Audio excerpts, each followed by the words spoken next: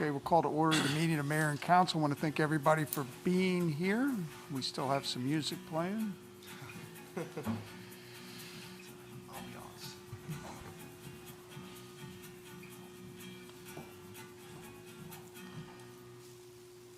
Wouldn't be the first of the year if we didn't start off with a little bit of technical. Okay. If we'll, I'll ask Councilman McCoy to open us up, if we'll all rise for the invocation. If you would, please bow your heads. Dear Lord, thank you for this opportunity to gather in your name. Lord, continue to bless over the men and women here this evening, our city, our community, our nation, our world, Lord. We know we're facing some huge obstacles, Lord, out there, and we know only through you can we overcome. Please be with our medical professionals, Lord, out there, and watch over them right now and keep everybody safe. In Jesus' name we pray. Amen. Amen. Amen. Please remain standing for the pledge. I pledge allegiance to the flag of the United States of America and to the republic for which it stands, one nation, under God, indivisible, with liberty and justice for all.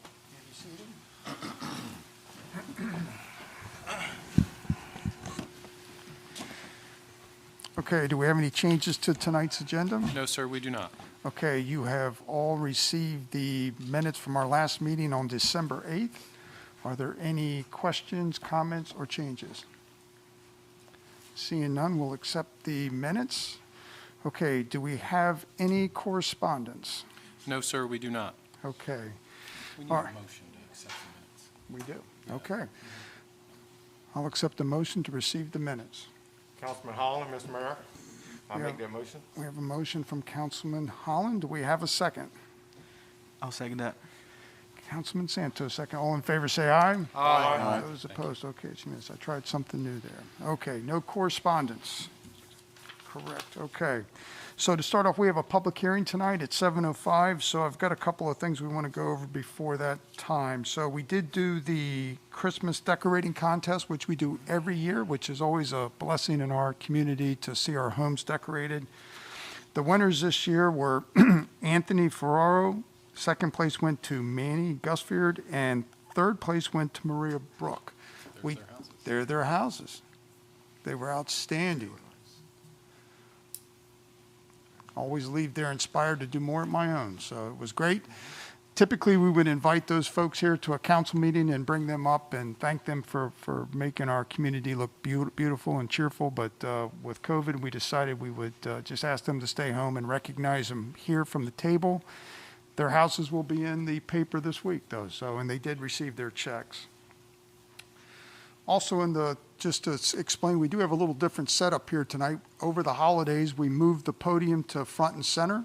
This is a work in progress. First, we thought it would be better for presenting to council, but we also realized that now people are watching online and we may have to do some manipulating here. So this is a work in progress, but we're hoping that the presenters will feel be in a better position to present to us and us to respond to them. So we're hoping that'll be a better opportunity. And also, again, we're doing roll call votes now with all of us wearing masks. So again, we'll do that here at the table. And I'll call you by name so everybody knows who does the motion, and we'll go from there, okay? All right. Any questions or comments? If not, we're going to go ahead and close our regular meeting and open up the public hearing. And I'll turn it over to Tricia's going to take Tricia Newcomer. Good evening, Mayor and Council. Good evening. Happy New Year. If you will remember, I'm going to make you hit the Wayback button. Last January, we came before you with an opportunity to partner with the Nanticoke Watershed Alliance for them to apply for a G3 grant, which is a Chesapeake Bay Trust Green Streets, Green Jobs, Green Towns grant for the stormwater infrastructure on South Conwell Street. And that kind of was birthed out of a concept that came from a charrette that was done here in the community with several community stakeholders in July of 2019. So the Nanticoke Watershed Alliance was able to obtain that grant, and they put out an RFP on our behalf to have an engineer to come up with a design for those stormwater plans GMB was that successful firm, and they've been working with GMB. So this evening, I have here Ms. Lisa Wool, who's the Executive Director of the Nanticoke Watershed Alliance, and also Brent Jett, who is the GMB Project Lead, to kind of run through their information this evening, and then I will open it up for public comment. Okay, thank you, Tricia. So I'm going to start out, and I can answer any easy questions, and I'm going to give any hard questions to Brent. Understood. He's the engineer, right? So, to introduce ourselves, I usually try to come out about once a year and see you guys, and so we're excited we got the funding for this project. This came up from the community at the Shred, and so Conwell Street was the focus. And part of the reason why it was the focus is because we were told that there was only one storm drain, that it gets clogged. There's some street flooding that happens there. That flooding overflows the curb and then goes right into the Nanticoke, so it can start to cause an erosion issue. So we thought this was a prime project to kind of look at getting stormwater money in from the Bay program, but then it also can be a town improvement project. So it's kind of a win-win. Anytime we can tie some town projects to water quality, there's always funding there. So just to give a little quick background about what's a green street. So it's basically when we take the little pockets of green that mimic nature. So we want to capture the rainwater, slow it down, and actually soak it in, filter it into the ground. So you look at the schematic here, and you can see that the water kind of sheet off the road and also the sidewalks, and it almost looks like a landscape structure that you see on the corners now, but these are below grade. So it'll capture that rainwater, filter it, and then actually it'll go into the regular storm system. And you can even see for really high strong rain events, it'll get away quicker because that white pipe in the middle is an overflow. So before it would overflow into people's yards, it would actually overflow into the storm system. And then this is kind of a typical one you see in some of the cities that have them. It looks just like a nice landscaped area. We keep the plants below a certain level so they don't block any kind of view when you're driving, parking. No burglars are going to be sneaking in there and trying to, pop out or anything. It's a nice, pretty landscaped area. Most people don't even realize that it's a very functioning area for stormwater. And you can see the cutout at the bottom. That's kind of where the water flows in. There's probably one on the other side as well. And so for Conwell Street specifically, there's a lot of benefits. We're here because we really want to get the community feedback and learn more about what they want to see on their street. It's going to hopefully decrease the flooding and erosion issues on that street. It's going to be a possible increase in property values as well, because we want to continue that look and feel that the main drag has there with the bricks, and so it'll have that nice look as it comes into the street. It also provides a really nice area for pollinators, birds, monarchs, all those different things. And we're also hoping to find funds as well, because phase 2 would be us looking for funds to implement, to do a scenic overlook of the river right there. So it'd be kind of a nice, pretty, access to see the river. And also, of course, that's why I'm here, is this would help clean out the water a little bit before it hits the river and filter out any pollutants or stormwater runoff. So to get into the specifics of the designs, does anyone have a question about green infrastructure as a whole before I pass it to Brent? Any questions from council so far? Okay. I- copies of this layout? Yes, it'll be on our Will it be website. online? It'll be on our website, correct, Tricia? Yes. Uh-huh. Brent, would you like to- Good evening. Good evening. I will add one more thing. Since Seaford's moving into an MS4 community, this is actually going to help you with those regards too. It's nice to get little victories, and a street like this is I don't want to call it a simple one, because in my world it is, but to everyone else it's a very big change. But it's a very simple installation. It's a simple victory for MS4 and for nutrient removal. So we proposed two spots along the road here. The one on we'll call it the north side of the road, is right at the edge of the driveway coming back towards the main street, towards High Street. And we've proposed it for 2 spaces in length, so it'll be approximately 40 feet and be 8 feet wide. The one on the opposite side, there is a water lateral in there that we're trying to avoid, because if we don't put this over top of the water lateral, if they have to go in and work on it or anything, it's not in the middle of this rain garden, and you're destroying whatever's in there. It's not always easy to cut pavement, but it's easy to cut pavement and put pavement back the way it was. So we've moved it just slightly. Hold on. Are you talking about? Hold on 1 second. If you'll let him do his presentation, then we'll do the questions, okay? I'll make sure you get all your questions answered. Okay, thank you. So that's what we have proposed at this point in time, in order to meet the grant terms for what NWA has with G3. There's certain criteria, and we're supposed to remove as much nutrients as we can. At the end of the road, we've proposed 25 feet from the end at this point, and kind of squaring it off. That still leaves frontage for the two parcels at the end that still meet the code for the town, have access, and then even if we put maybe two parking spots down there, if we do the platform and the river view overlook at the end, we've got access there. You mentioned MS4 requirements, helping us meet those. There's some new members of council here that may not be familiar with that, and also the public. Would you mind explaining how that helps our town meet Okay, those requirements? So instead of, so I say, we're doing this as a retrofit. So when we go in for review with Sussex Conservation District for stormwater, Jessica looks at it and reviews it, but the way I call it is, we're doing this out of the kindness of our heart. So we're not required to do this because we're not disturbing over 5,000 square feet. We're not redeveloping the road. We're not redoing the road. We're not building a new building. So there's no stormwater requirement for this. Instead, we're doing this to get the nutrient reduction, to get benefits. And there's a lot of pavement out there. So this is going to be very similar to what the treatment on High Street has already seen, just in two spots and then at the end. The MS4 is a state mandated, no longer out of the kindness of your heart. You must meet nutrient reduction goals. So this helps you get to that end line. Okay. Are there any questions from council? Councilman King?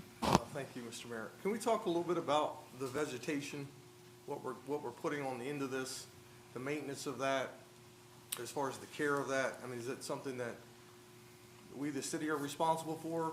Is it something the organization is going to come in and maintain? Can we talk a little bit about what that looks like? Can I chime in on that?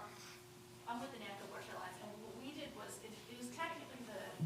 Come on, town's if you don't mind, come up to the mic so we can make sure we capture what you It's say. technically the town's responsibility, but Nanticoke, in conversations with Laurel and Seaford, Charles, and we chatted with DENREC, and part of our contract with DENREC is we hire green interns every summer. So they did a couple projects around Seaford this year, a bunch of tree plantings as well.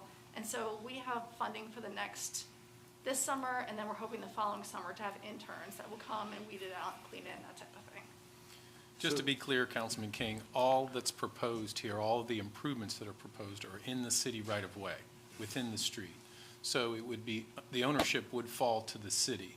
Now, Ms. Wool's correct, we have partnerships with her organization and others to help us maintain it. We also have a contractor that maintains High Street for us. So between our folks, some other help that we can get in our contractors, it's going to fall to the city to maintain it, just as we do High Great. Street. And we Great. do design for them to fill in, so within the first year or two, they should be fairly full, that they wouldn't require a lot of weeding. that type of Well, my concern was funding. So someone Yeah. comes in, like you alluded to, the first 2 years, somebody's here, we're taking care of it, and then after that kind of could possibly fall to the wayside, then all of a sudden you've taken something that looks really nice, and then it's grown up and it's Sure. an eyesore. So I just wanted to put that out there for clarity to find out. And- Once you're done, or that aspect's done, falls back on the city, then it's our responsibility to And maintain. these type of BMPs, best management practices that they're designing in, require different levels of maintenance than property owners can do. You know, there are oils and greases, there are asbestos dust that gets in there from the road. So there's, occasionally these things need more than just pruning of the vegetation and things like that. They need to be physically cleaned out. And as Ms. Wool demonstrated with her section there, you know, it's important we keep those storm drains free and maintained so that in a rain event, it takes the water and handles what it's supposed to. All right, thank you. Thanks. Any other questions from council? I do, yes. Councilman Henderson? Do I see three areas that'll be impacted by Correct. Yes. you have the end of the street and the two bump outs? You're correct. Mid-block, yeah. Yes. So, was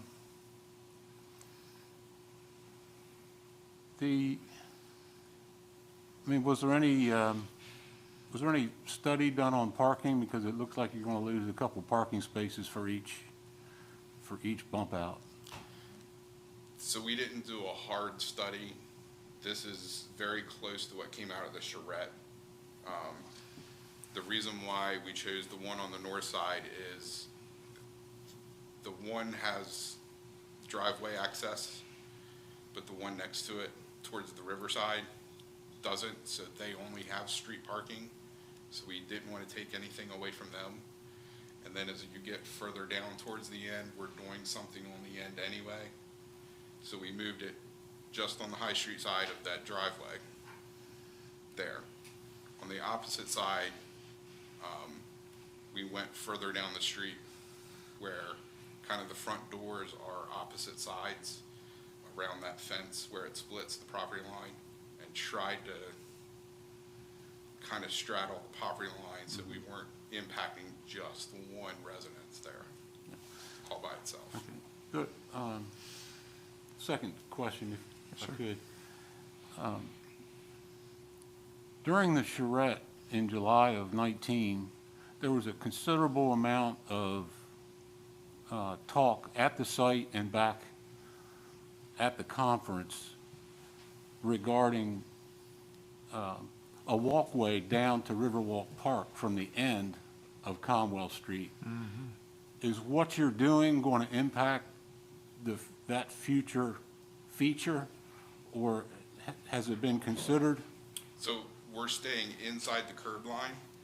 There is still room at the back of the curb to the right-of-way to put sidewalk and any walkway or stairs or anything like that that would be desired in there. Okay. So we're not going to go outside the right-of-way or outside the curb line now. All right. And so it doesn't show up on this. What we will be proposing is potentially a walkway around there. Mm-hmm. So it functions more as a pocket park instead of just a hill. And a third, if I could.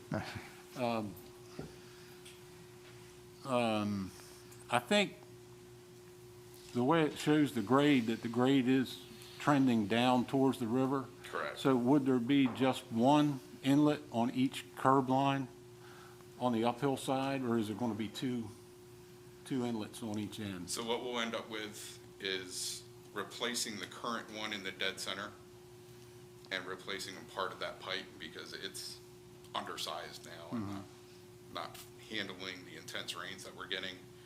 The other two will have an under drain, most likely a 4-inch or a 6-inch, that will pop over to the grass strip and run down and tie into that new catch basin there. Okay. Thank you. And the grade works because it drops from High Street to the end of the street, so Yeah, we've right. got positive flow there. Other questions from council? Okay, are there any questions from the public? If you wouldn't mind, if you'll come up to the podium and state your name, please.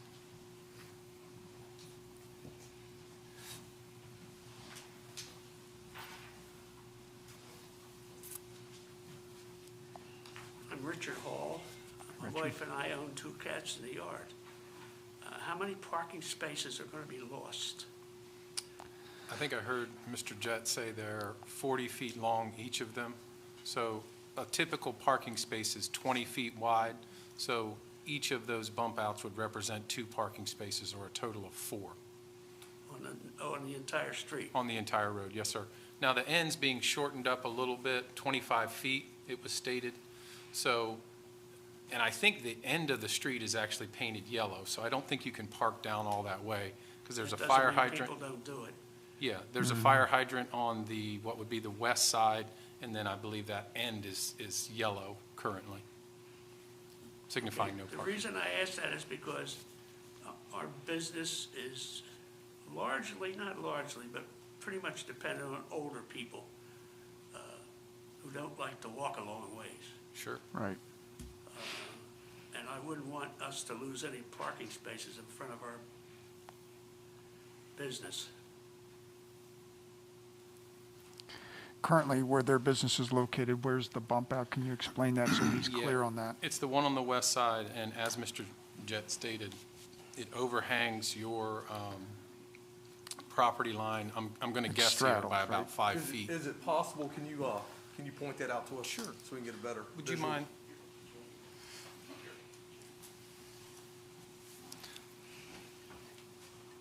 So here's the property line with the change in fence style right there. This overhangs maybe 8 feet. What property is that? That's ours. Yeah. that side. Councilinfo owners. So it's going to split between those two properties, correct? Correct. So is that gonna impact parking directly in front of the business? So there'll still be 2 spaces behind that to the driveway, between the driveway and there. There'll still be 2 spaces on the roadway. The driveway, what driveway? You have a driveway No, here, okay. Well, no, that, then it's not gonna impact a whole lot, it's less than half a well, space. So it there'll does still be, impact it because across the street are rentals and they have about 8 cars per rental. So they pull all over the street. So that's, it does impact. Yeah, the property across the street from us is a rental property, both of them are. Okay. And those cars park, if they're deprived from those parking spaces, they're gonna park right in front of our business all day long. And there's a whole bunch of people living in those. Do you know how many parking spaces you have existing out front currently in front of your property? A good 3.5, maybe 4. Okay. How wide is your property frontage? Do you know? We're 60 plus an extra half, we're probably 90 90 feet, maybe. because it's an extra half a lot. It's a regular lot and an extra half of a lot. I mean, just to volunteer, what we can do, Mr. Jett can go back, we can go out there, we can kind of locate things and then lay out on the drawing, 3 spaces to make sure we fit it in so we preserve 3 in front of your house if it's possible. If you'd like to add something, yes, if you'll come up and speak in the, I have a question for the council. Sure. Is there a way that you could have a designated spot for a business? We traditionally do not because that's public parking. What we have done in the past is if there is a need for a handicap space, and we have criteria for that, then we have approved that on street. But traditionally, like High Street, there is no parking spaces on High Street that are designated to a business. We have not, the city has not done that. if you can come up to the, can you come up? Are you finished? I guess I am. No, go ahead. Do you have any more, sir? No, I'm, so far so good, I guess. Okay. I'm Nancy Hall. Hi, Nancy. Hi. On the other side of this bump out, will the current zoning allow me with this bump out to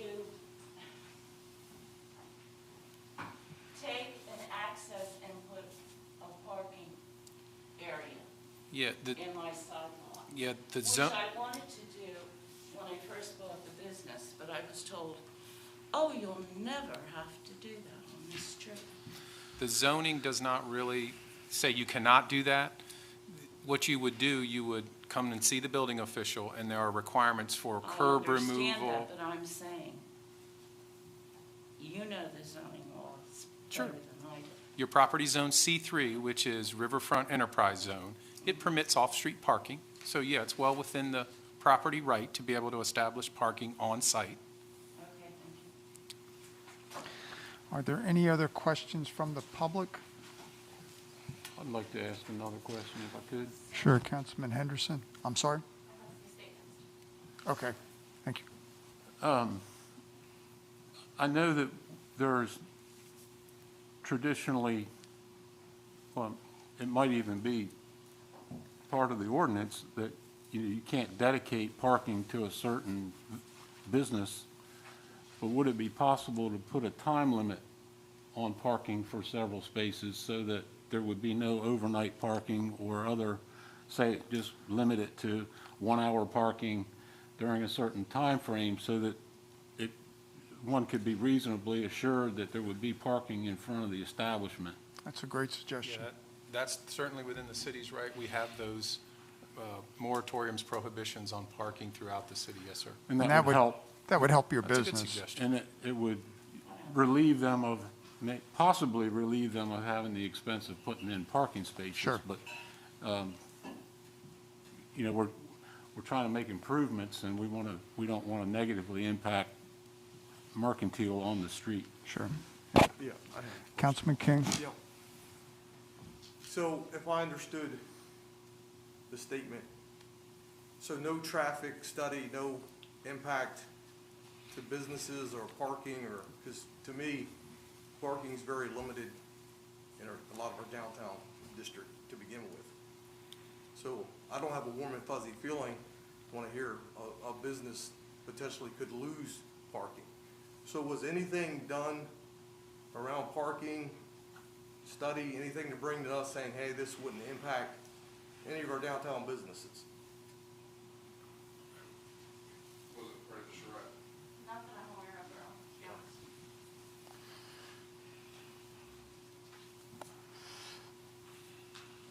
I don't want you to think that I don't think this is a good idea, because I do. This is not my problem. I think this is a good idea. Because the storm drain situation, I know personally, is a huge problem with the erosion that goes on those properties going down to the river. So I'd like it to be taken care of. So I'm more concerned at this point about that. But I am concerned about the fact that we have these rentals Right. that have a huge amount of people parking there. And I understand it's well within their right to do that. You know, and I'm a business really on a residential street. So I understand that also. So I'm not opposed to this in any way. I just want to understand what I may have to do in the future to protect my property value and what I may need to do. And if I want to be able to put a parking lot, a pad in the side of that house, I want to know that I can do that. Did you think the suggestion of limited times parking would be a help to you and your I don't business? think so for me, because I think I just don't think that works in general. I don't think that's a good idea for us. Okay. Are you having cars parked in front of your house and your business overnight and throughout the next day? That's not a problem. Okay. Overnight. Good. It's only between 11 and 4. Okay. You know, I could care less if Okay. they park there any other time. It's just when I'm open. Understood. You know, that's Yep. all. Yep. And I will deal with it. Okay. You know. Well, we appreciate your comments. Tricia, did you have something you wanted to read into the record? Oh, Mr. Hall has something else. Thank you. Yeah, it is not a problem now with these people across the street, because they park on our side of the street anyway. But if parking's limited in front of their house or down where they normally park, they will be parking Right. in front of our business. Thank you. Understood. Councilman McCoy? Only one other question. I just want to clarify. Can you come back, would you, Where the storm drains are going to be. could you come back up to the mic so we can get it? I'm sorry, we have to, public hearings, rules of government, we've got to have it recorded so we can hear you. The storm drains, would you show me where the one is now, the current, and where the new So the question was, where are the storm drains now and where will they be? If I heard that. Current one, this is the only catch basin, and it comes down this way and then discharges into the river. For both of these, what we'll end up doing is putting a small under drain in. It almost looks like a drain field for sewer, and running it in this grass strip down and connecting into here. And similar with this, and we'll end up replacing that because the discharge pipe on this is insufficient to handle the flow.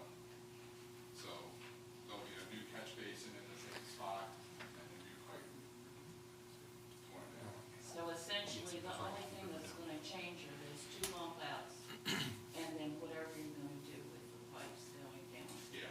Well, And then the whole end of the, yeah. okay. I try to be minimally invasive. So, if we have this park at the end, oh, sorry. If we have this park at the end here, how are people going to get to it? Are they gonna park on this road to go down to this platform for this water park? So we'll have less parking during the day? So as it stands now, at the end of the street is just gonna be a rain garden. You can call it a pocket park. If you put a bench down there, you're gonna have two people sitting at it. I don't envision it being visited frequently. As part of our design, we're gonna design a platform. However, I will say the honest truth to it, when you go in for implementation, the platform doesn't reduce any nutrients, so most people won't pay for that in a grant cycle. So this will be implemented and funded through grant funds. They're not gonna build a river overlook for us. They'll build the rain garden because it's removing the nutrients and taking care of the stormwater problem. So the idea down the road may be to have a park or a little picnic type area or something like that, but that hasn't fully been. So at this point, it's not going to attach across Bob and Diane's property? No, ma'am, it's not. At this point? No, ma'am. So if I could offer a potential solution down the road, not at this time, but potentially down the road, is if we look at from this point to the end of the road, you have enough width to do head-in parking. And that would solve, if this ever turns into a park, you would have parking for that, you would have parking for the residents, but you would remove all the parking there. So we'd have to run the numbers and see that, you know, we're supplying as much as we're removing, and there's no net loss to it. But looking at it there, we may be able to gain parking by doing that head-in parking there. And that's simply a cost of paint for striping. So. Interesting. Councilman McCoy? Charles, you mentioned earlier that we normally don't stipulate parking spots for businesses. Is that something that we could do if we want to go that route through an ordinance, if we wanted to stipulate those parking spots purely for that business? Well, council, you don't really need an ordinance. Council has the authority to prohibit parking based on, you know, almost whatever the sign says. So you certainly could take that route if council decided to say, this is a parking spot for City Hall only. You could do that. Okay. Thank you. Okay. Any other questions or comments from the public? Okay, Tricia has a couple I have a couple letters to read in. comments that we had sent out a letter to the property owners, and so some that could not be here, and then I have a couple from online pertaining to this. So the city manager and myself spoke to Mr. Ralph Palmer on January 7th, and he provided us with the following comments with regard to this. He felt that the improvements would be good for the area. The improvements would be beneficial to the Nanticoke River by addressing the drainage and the runoff, and he felt that this was a great project and had no objection to the plan as outlined. So then the questions, the comments that have come in. We have a comment from Mr. William Mesmer. He states, "I took a course in rain gardens 15 years ago at Rutgers University. This method of filtering roadway runoff will go a long way in protecting the river. The idea of planting bee-friendly plants in the rain garden falls right in line with what I've learned in the course. Although I live just outside the city limits on Middleford Road, I would be happy to volunteer to help with this project." Someone mentioned maintenance of the plantings. There is a very active Master Gardeners group here in Sussex. Keep that in mind, and 4-H Boys and Girl Scouts in mind. Next comment we had was from Mr. William Bennett. "Parking is a premium downtown now, and they are taking parking spaces away." And then we had a question, I guess, Brent, you're probably going to have to be able to answer. Can the grassy areas of the west side of the Seaford Museum be of any use in this project?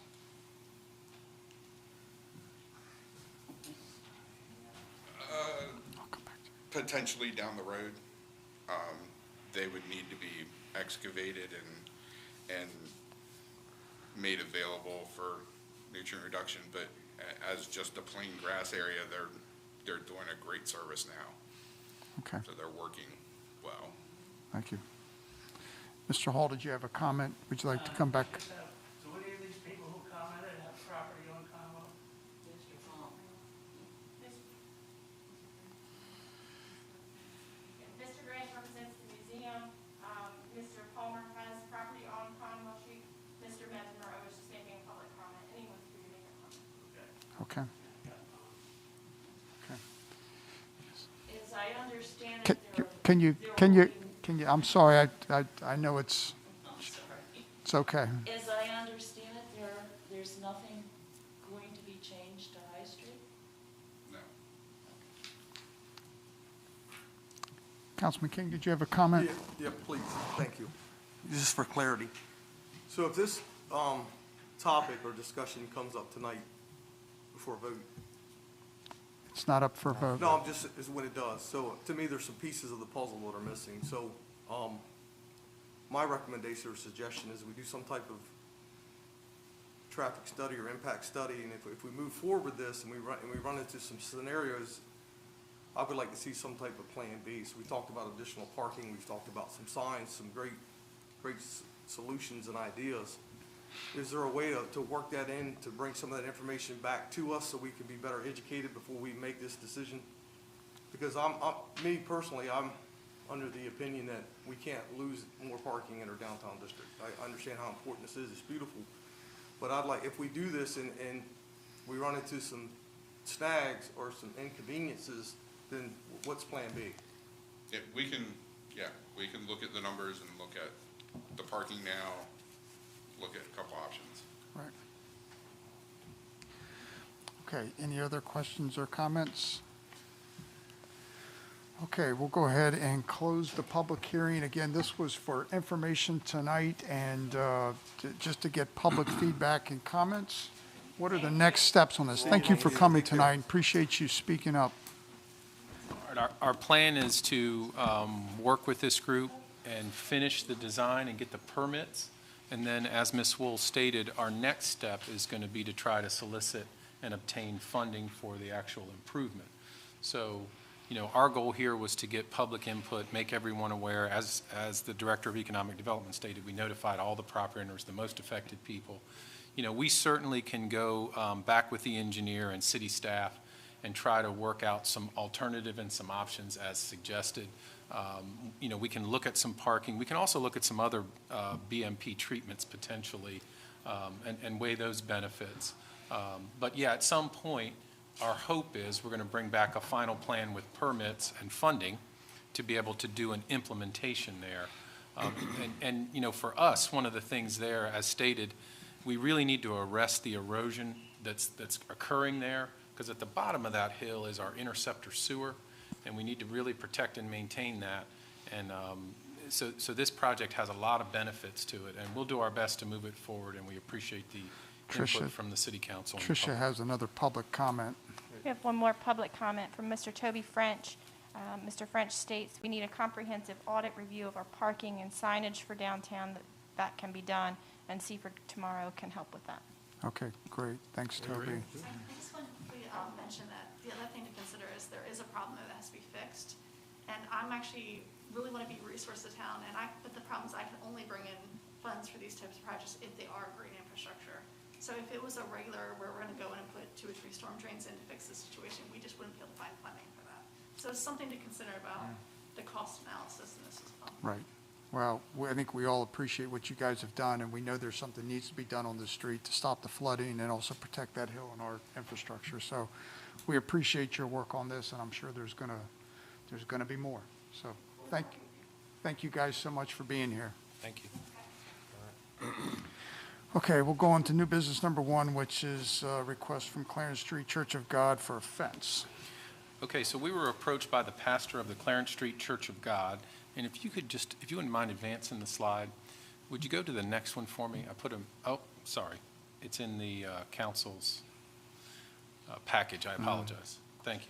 So what you have in your package is a memo from Pastor Cannon with the Clarence Street Church of God, and basically, to paraphrase the memo, he's requesting to fence in the property over there. They've been having issues with people in the area using the park or visiting areas, parking in their parking lot, and it's some overnight parking. He goes through some issues there. Some cars have gotten broken into, unfortunately. And in your package, he provides a survey of the property, and he highlights the locations he would like to install fence in yellow. So the only issue that we have here is I'll direct your attention where we cross-hatched that portion in blue. That property, which is shown in that picture right there around that pole, it's actually a lot owned by the city of Seaford. It's, we have a road in it, in part of it, and then we have a storm drain in there, and there's actually a fire hydrant, so a water line that runs through there. You go over there, it looks like their parking lot, it feels like their parking lot, but underneath of that is city property. So what they've requested is to install the fence right across there. So it'd kind of be just behind that curb line, and then it would terminate there near that pole. We got it to the Director of Public Works and made sure he could maintain the sewer and water lines that are there.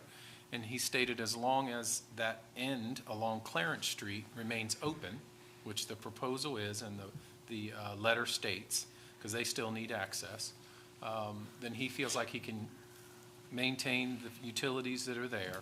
So the request before you tonight from the Church of God is to have the ability to install it along, and I believe that lot there is 93 feet. So install the fence along that property, along that curb line, 93 feet, and occupy city property.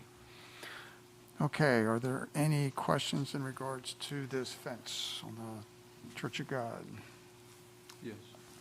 Councilman Henderson? Are there any ordinances or codes requiring setback off the street? I mean, how close can the fence be located? So you can place a fence all the way up to your property line, if you would like, run it along the property line.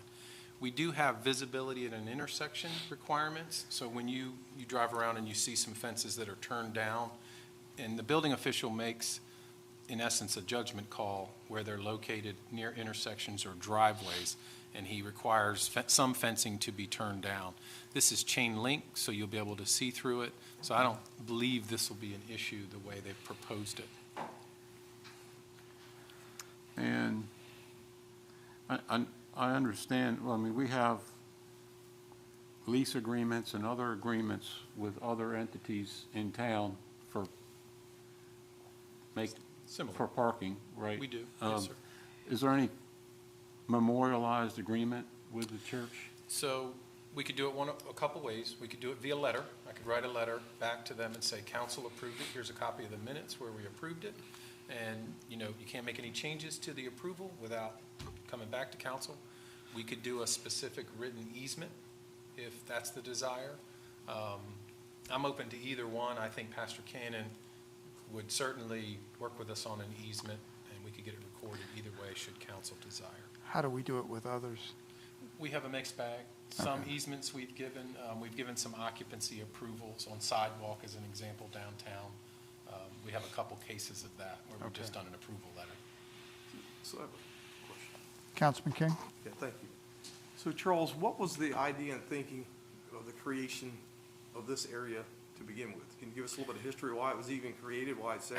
I noticed a lot of things are yellowed out, so, you know, as far as parking. As far as no parking? Yeah, as far as no parking. So can you tell us a little bit why this area was even created? My understanding of this area, Thompson Street, Purnell Street, coming off of Collins Avenue, they actually run a different direction. Back in the 70s, the city went through and they actually removed some old condemned houses that were in that area, and they worked with HUD Housing to redevelop the area. And so you can, if you look at it, you can kind of see how these roads were put in, and they didn't go very far, and then housing redevelopment occurred.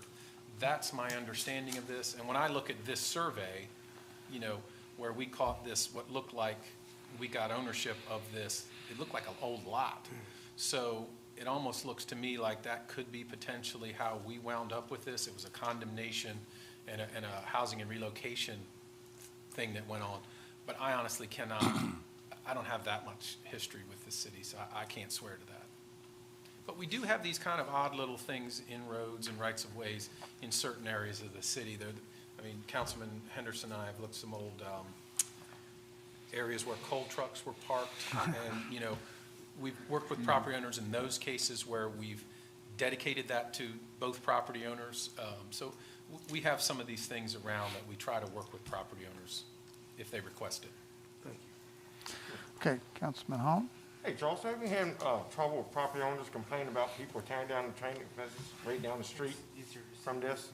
Tearing down Well, what? like the fence that's around their property, people leaning up against them because, Pastor Cannon did not say that to me, but we Okay. actually, we were out with the code department last week, this week, last week, and we did see that white fence that's around that small property in the triangle there.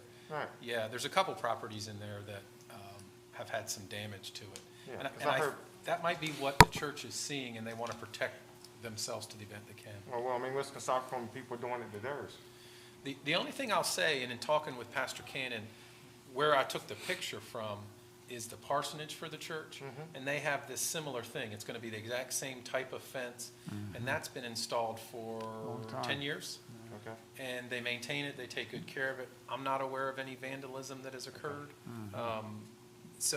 And they've told me that's exactly what they want to do, just to protect their property and keep a little better control over the littering and just people parking on their property. Okay, any other questions from council?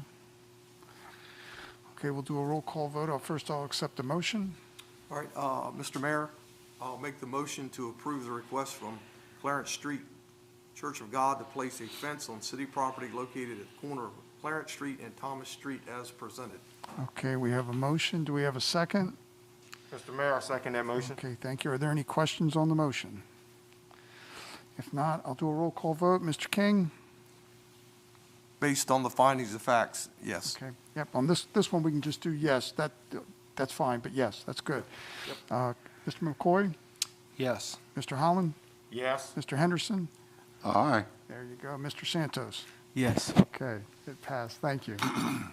Not bad for our first roll call vote. Good job, guys. All right. All right.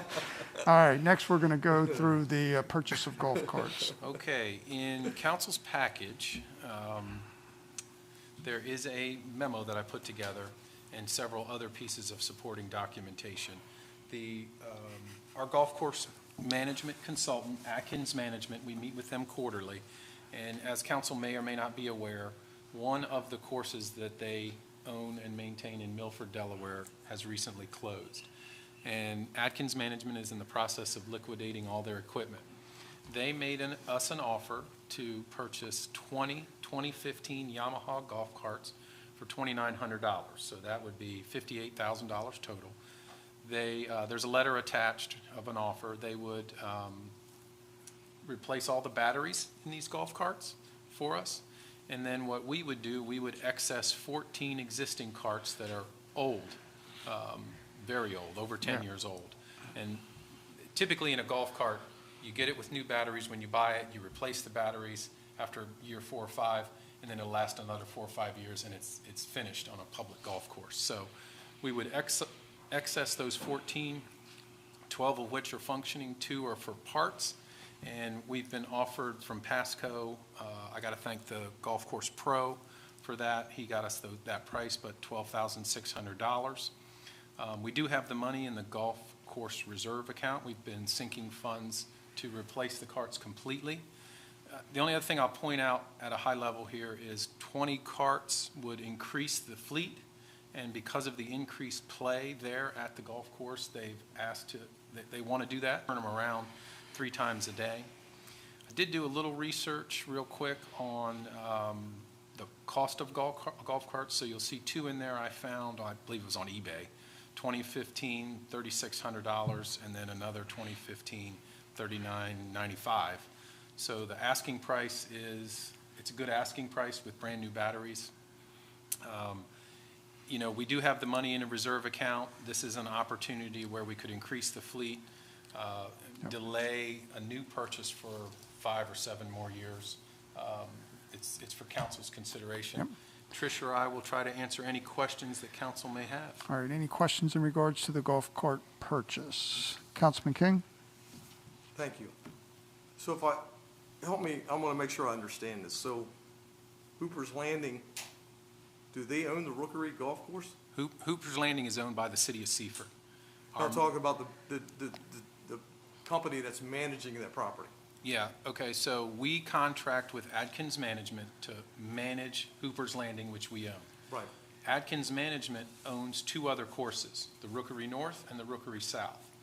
They are in the process of and have closed the Rookery course in Milford.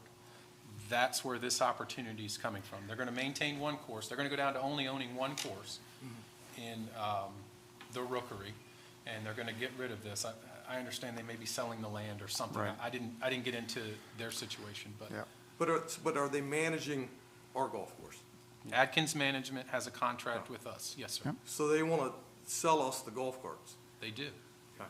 Why not just give them to us? because they have value to them. No, I'm asking. They have value to them. They can sell them to somebody else, Right. but they know we are in the process of, we're moving towards a purchase. Our fleet is aging, and we purchased golf carts, I believe it was about 5 years ago. We purchased a group, Exactly 5 years ago. We purchased a block of carts, brand new. 40. 40 carts, thank you. Right. Thank you very much. We bought some that were gas, some that were electric. And frankly, our existing fleet, it got pretty precarious. We had people running out on the course, all that kind of stuff. But anyway, the city made the investment. It was about $156,000, if I remember correctly, for those 40 carts. We now are at a point where the fleet needs to grow because our golf courses, the play is increasing. We're doing well at the golf course. And this is an opportunity to purchase well-maintained golf carts for a reasonable price. So they offered it to us. When our group meets with them, we thought it was something council might want to consider. We do have the money. It would delay a new purchase for us for about 5 years. So staff felt like it was worth council considering. Okay. Any other questions in regards to Councilman Henderson? Thank you, Mr. Mayor. How many total carts are in the fleet right now? I want to say 40. I should have had the pro come. He knows on the backwards and forwards. I apologize, Councilman. I Well, believe currently it's 40. My question is that if you're going to excess 14 carts, you're going to excess, if we have 40 in our fleet, you're going to excess 14 5-year-old carts. The ones we're going to access are much older than 5 years old. Well, then you have more than 40 in your fleet because we bought 40 5 years ago. I'd have to look at the numbers. We're going to access the oldest carts that we have, and we originally bought those used. They're the old club cars. We originally bought those used from the old Shawnee before, I don't want to get too confusing here, but before Before Atkins it bought. became Rookie, yeah. I'm going to say North. that was in Right. 2012 or so. Yes. This will expand the fleet numbers by 6 as Right. well. So we're actually increasing the fleet. So we would, at the end of all this. I go to get that. I 46. just was concerned that we're going to, Buy that we were 5-year-old going carts. to Get rid lose of 5-year-old carts to buy 6-year-old carts. No, sir. That is So, not the case. I know everybody's smarter than that, but the arithmetic doesn't add up at this point. If you were to tell me you had 60 carts, I would feel a lot better. I can get you a number from the, I'm sorry? Okay. We'll get you a number from the pro to line them up. But yeah, the ones we purchased new, we are keeping. We'll still have them. They're going to run their course. These are the old ones. Okay, any other questions in regards to the purchase I of have Councilman King? Thank you. So the $58,000 total purchase price, is that an allocated expense? Was that in the budget, or is this over top what we already allocate to our golf course? No, where this money comes from, we do put away, we have a sinking fund where we put money in every year as part of our budget. What we've done in the past few years, because the golf course has started to make a profit, this year we only put a few dollars in profit. I can't remember the number right off the top of my head, but we made much more than that in excess, about $50,000 more. So we don't put that into general fund, we put that into this reserve account. And that's why at the date that I noted here, we have $212,000 in that account. So that's in our golf course reserve account. But when you say make, I mean, not to drag this out, but when you say make, don't we allocate about $500,000 a year to our golf course to begin with? Don't we budget and allocate about $500,000? It's not quite $500,000 at this point, sir, but it's in the 300,000. But what we have is we have an arrangement with the golf course where if the golf course makes $550,000, Right. then after that, those dollars after that, we start to split with them on a prorated basis. If they get up to $750,000, we have a different split that we do. They have been getting up to that amount and returning us money every year. So we've been, over the money that we spend, we've been bringing in money. Are we at beyond a break-even point? No, sir, we are not yet. The golf course still costs us money at the end of the day, you are correct. But the money they return to us at the end of the year, we don't put it back in our general fund, we put it in our golf course reserve account. Right, thank you. Got that? Okay. Appreciate it. Tricia? Mr. Mayor, just to clarify, there are 59 golf carts total currently.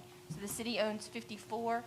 5 of them are owned by Adkins Management. So there's 59 in the fleet currently in the barn at Hooper's Landing. Thank you. Thanks, Tricia. Okay. Any other questions in regards to the purchase of golf carts? Okay, if not, I'll accept the motion. Mr. Mayor, I make the motion to approve proposal to purchase 2015 Yamaha golf carts from the Rookery Golf Course and sell 14 used carts owned by Hooper's Landing Golf Course as presented. Okay, we have a motion. Do we have a second? I have a question on the motion. Yes, sir. With that new information that Tricia provided, if we own the extra 14 carts, some of them are gas, or some of those going to be rotated out? We have a fleet that's mixed, some Right. gas, some electric. We are going to get rid of the 14 worst carts that So we have.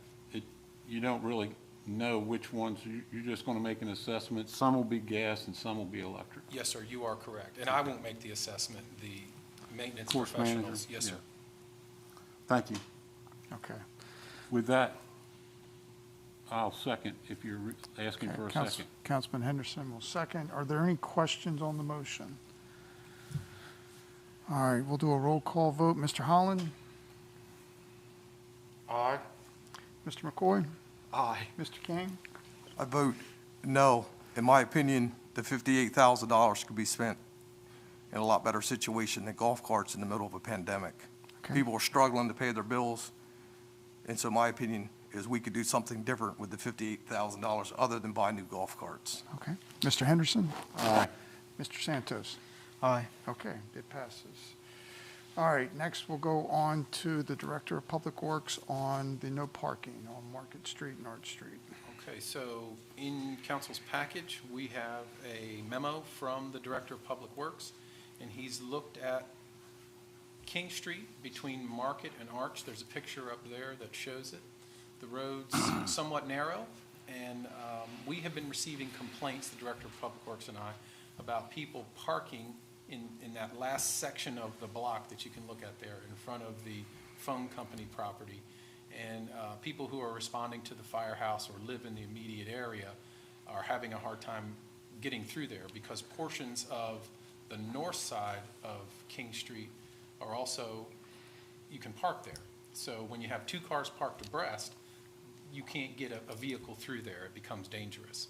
So Mr. Mears did present a memo after he evaluated the situation, and he's recommending that council consider installing 2 posts and no parking signs evenly spaced on the south side of King Street between Market and Arch Street.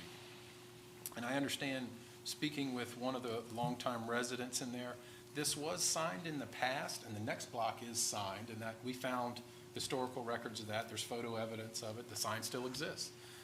I also was speaking with one of our councilmen who recalls that as well. So at some point, the sign was either hit, removed, taken down, something happened.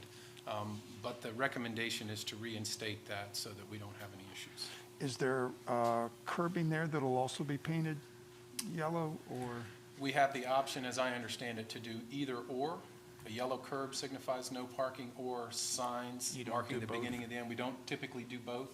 Paint is a maintenance issue for our Public Works Department in some locations.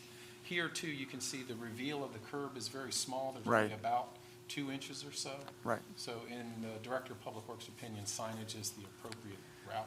Okay, perfect. All right, are there any questions in regards to no parking on Market and Arch? If not, I'll accept a motion. All right, Mr. Mayor, I'll make the motion to approve the recommendation from the Director of Public Works to post the south side of King Street between Market and Arch Street, no parking as presented. Okay, we have a motion. Do we have a second? I'll second that. Councilman Santos, thank you. Are there any questions on the motion? If not, I'll do a roll call vote. Councilman King? Aye. Councilman McCoy? Aye. Councilman Holland? Aye. Councilman Henderson? Aye. Councilman Santos? Aye. Okay, it's unanimous. Thank you guys for looking into that and making that a safer street. All right, and then we have the first reading of Chapter 2, Article 6. City Clerk, Tracy Torbert, City Clerk of the Year. Good evening. Good evening. Different view here. We are in need of setting terms for our Board of Elections for our annual municipal election, as we currently do not have any that are established. You do have proposed ordinance in your packets. Staff is proposing to set the term for 1 year, and the appointments will be made at the first council meeting in February, and it would allow members to serve for more than 1 term. This is in front of you tonight for the first reading. It will come back to you at the next council meeting for the second reading and approval, and if it's approved, then it will then be advertised, and the ordinance will take effect 30 days after the advertisement date. All right, are there any questions for Mrs. Torbert? Mrs. Torbert. Yes, Councilman Henderson.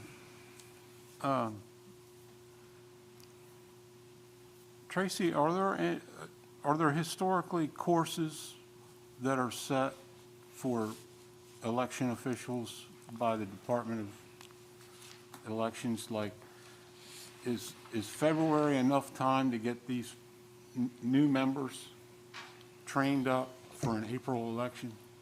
Yes, typically we don't appoint them till February. That's what we have done in the past. Sometimes we've done it in January, just when we're able to get the boards together. Keeping in mind that the deadline to file for candidacy is the end of February. So we don't do anything as far as training until March, just because if there's not a need for an election, then there's no need to, put that time into it. That's So an there's excellent an point. Thank you. Yep. Thank you. Any other questions for Ms. Torbert? If not, this will come back through at our next meeting. Thank you, Tracy. Appreciate it. Okay, is there any old business? No, sir, there is no old business. Reminder of meetings. No reminder of meetings. The only thing I'll state is we do have a municipal election upcoming on April 17th, 2021. It'll be between the hours of 7 a.m. Eastern Standard Time and 3 p.m. Eastern Standard Time. 2 council members will be elected for a 3-year term. As announced at the last council meeting, Mr. Jeffrey Benson has filed for council, and I'll update that. Councilman Orlando Holland has recently filed for re-election. That's all I have, sir. Okay, thank you very much. All right, we'll go to committee reports, and we'll start off with administration and IT with Councilman Santos. Thank you, Mayor. My report has been submitted in its entirety. Meetings that were attended were the code department meetings. Also the Oyster House project. They have began, work, and they are expected to work until, I believe, what is it, March, Charles? Yeah, March in the water, but the project's going to go on a few months after that with the upland work. Yes, sir. Okay. Inspections were done in the new zero-turn mowers that were purchased for the Parks Department. For the IT report, they are still deployment in virtual desktops. They are, as far as projects are concerned, there's the podium relocation, and relocating and replacing old computers to the police department. We still haven't gotten a date back from the Teamsters to negotiate the expired contract, but the city solicitor has been asked to move that forward. And there is also the fiscal year 2022 budget preparations have begun, and that concludes my report. Okay, thank you very much. Next, we'll go to police and fire. Councilman Henderson. Thank you, Mr. Mayor. In the Seaford Volunteer Fire Department, President Matt Reed reports, well, actually, he had a couple of questions. President Reed requested clarification or formalization of a policy to allow city employees who are members of the Seaford Volunteer Fire Department to be excused to respond to calls while at work. And President Reed requested the council consider other incentives to entice members to live within the city limits in order to shorten response times. And I'd like to thank President Reed for his service. His term is ending, and it was a pleasure working with him as a liaison, and look forward to working with him on his other duties as deputy chief. I believe in the very near future they'll be installing new officers, which is vacant at the presidency, and maybe even the vice presidency are vacant at this point. So they'll be installing new officers in the very near future. Chief Wilson reports alarms to date for 2021. Fire calls are 19 to date, an average of 1.7 per day. In December of 2020, there were 52 calls. 2020 fire alarms total, there were 748 fire responses for an average of 2.04 calls per day. EMS calls are 113 to date, and that's January 11th, averaging 10.2 calls per day. In December of 2020, there were 303 calls. 2020 EMS calls total, there were a total of 3,324 EMS responses for an average of 9.1 calls per day. 1,895 calls within the city limits and 1,287 calls out of city limits, with 134 calls out of the district. I'm going to move on to training. Wednesday, December 16th of last month, they held training for a review of operation of gas meters and thermal imaging cameras. 10 members were present. Wednesday, January 6th, There was a review of new whole Matro battery operated tools where 20 members were present. And the next training is Wednesday, January 20th, which would include CPR renewal and engine company operations. Under events, under recent events, they did the Operation Santa through the neighborhoods, which was a resounding success. And we really appreciate their efforts to bring Christmas cheer around town. That was really good. And it even extended beyond the city limits. It went out into the district, and we really appreciate the department's efforts. And on January 8th, they did a drive-by birthday salute for someone in Holly Shores.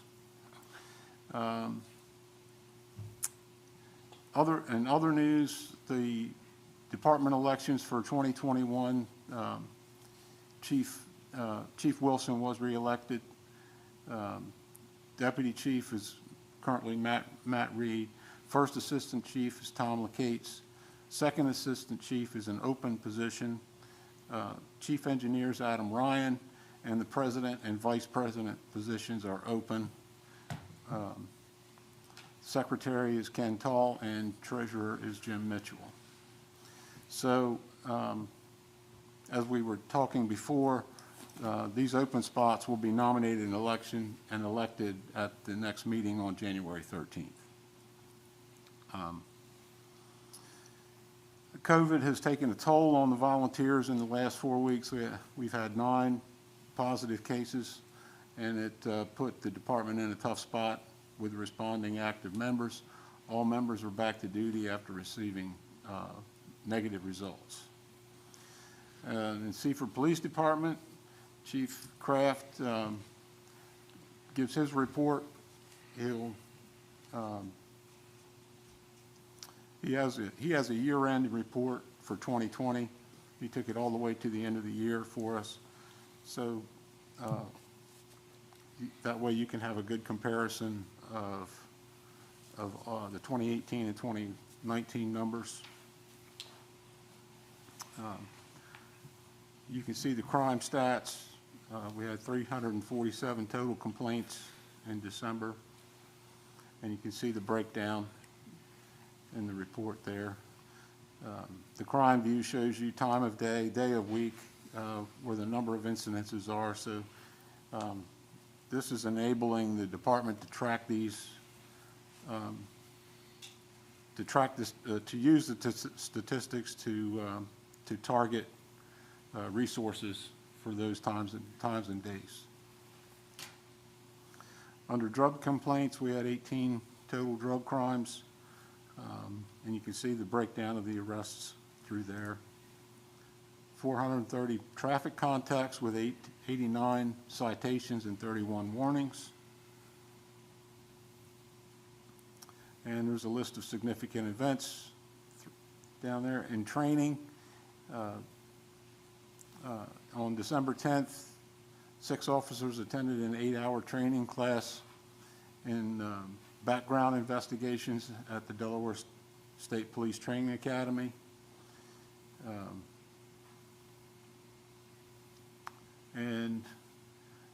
There's a number of events that the department was involved with. Seaford Police Department continues to support volunteerism by assisting the Nanticoke Senior Center with meal deliveries to our homebound community members on Mondays, Wednesdays, and Fridays. In 2020, the Seaford Police Department delivered approximately 945 meals to homebound residents. So we really appreciate the volunteerism and the efforts of department personnel. The department officers donated money to sponsor a family for Christmas this year.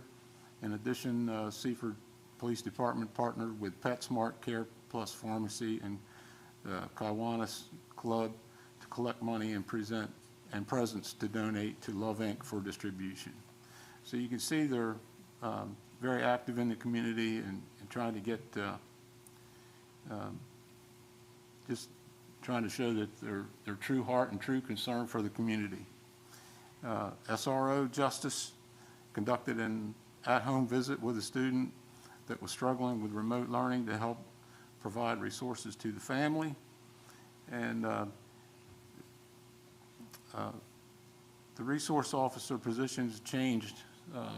The dynamic has changed with at-home schooling now and remote schooling. They're starting to bring classes back now, but his job has been made much more challenging, and we really appreciate his creativity in solving some of these problems and going out off campus to lend a hand.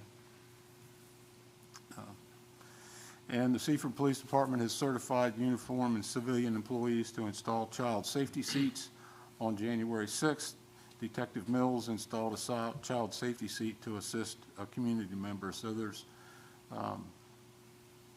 many members, what was the number, like 8 or 9 members of the department who are certified in seat installation. So it is a service that's offered by the department. If someone has a need to have one installed or be shown how to properly install one, we have certified installers available to help with that. With that, that concludes my report. Okay, thank you very much. Next, we have Code, Parks and Rec, Councilman Holland. Thank you, Mr. Mayor. We're Seaford with Parks and Recs. They are in the process of researching alternative online winter activities, and they did a scavenger hunt and got very much positive feedback, and the winners have been announced. And in the process of putting up new park signage at all parks and replacing old ones, and all the work is routine. We're going to switch to Code Department. Random inspections are being scheduled, and Dale Dot has completed work on Thorpe Road, and the first building is near complete at East Park Business Center, and I have pics. So you can see the progress that's being made. And we have work in progress pics for the Oyster House project. First, yeah. And that concludes my report. Done, thank you. Next, we have Electric, Councilman McCoy. Thank you, Mr. Mayor. It was a busy time at Porter Street, a lot going on down there. Responded to 217 Porter Street. Unfortunately, a car hit a pole right there at the location. They set the pole at Waste Management, hit the wires on, and transferred all infrastructure over on Porter Street. Good news, Jordan Marvel started taking his lineman test for Module 1, and they replaced a transformer pad that had been hit at Locust and Nylon Boulevard. Put up a sample LED street light on High Street and fixed 2 other additional lights. As for the director, he had his standard director's meeting and worked on the FY22 budget. Over the course of the next few weeks, they're going to continue to work in Muirfield 1, Phase 2B. They're going to continue to finish trimming the trees in Williams Pond Park, as well as continue changing the lights on Sussex Highway to LED. With some visuals for you guys. City Manager Anderson and I got together on Monday, talked about this and just the process that some of these lights have been up for, what, 15? 20 years. 20 years. So just the duration of some of these lights being up that long, what you naturally see is a yellowing effect for some of these lights. And when you see some of these newer lights go up, it just really crystallizes downtown and really makes it light up. And I think the process of this going forward, you'll see a lot of additional lighting downtown in Seaford. Did I forget anything else, Charles? The only other thing we'll add, we're bidding them out now, getting the right materials. Yeah. The director tells us 12 to 14 weeks before he gets it all in and installs it, so before the end of the budget year. And we're coordinating that with the Director of Public Works to replace the crosswalk piano keys. Mm-hmm. So hopefully in the next few weeks to months, you'll see the lighting improved and the safety for pedestrians in our downtown improved tremendously. So our guys are working together, guys and girls men and women are working together to try to make some positive impacts. done a great job dealing with, like everybody else, getting materials in if things during the COVID era, a lot of things are backed up. So they've done a great job battling through that. So, and that has been my report. Well, thank you very much. And finally, we have Public Works, wastewater, Councilman King. Thank you, Mr. Mayor. The report has been submitted in its entirety. I'll start with the Public Works Department before I get into that. Currently, the department is down 2 people, and potentially they have another person going out, which will put it down 3. So the team is working extremely hard, short-staffed. Some of the things they've been doing, Burley communicated that they're waiting for a 50-degree day so they can straight Market Street. This should be the final pass for the leaf machine this week. The Dalby lift station was pulled online December 8th and has been receiving wastewater from Bridgeville ever since. They finished flushing the hydrants. They replaced the water service to 411 Dover. I'll jump over to the wastewater treatment facility and compost. The unified sewer system industrial permits have been issued. 2 blowers is progressing well. They have compost to sell by appointment, and there's no major equipment maintenance needed. Some of the activities coming up over the next couple of weeks for the Public Works Department, they're going to pull and rebuild the Manor House, Seaford Village, and the retirement living lift station pumps. They want to repair cleanouts on the smoke testing list, and of course continue ongoing, replace the fire hydrants. Mr. Mayor, with that concludes my report. Okay, thank you very much. I want to welcome everybody back to a new year, exciting new year at City of Seaford. I do want to send a special thanks to Tricia and Gary, our IT group, for getting the podium moved and set up over the holidays, so we were set to try something new. I also wanted to say thanks to our electric department for the guys that went out on Christmas Eve and Yes. Christmas Day. That's above and beyond when families are out of power on a special day, and those guys were out there working, so we appreciate what they did.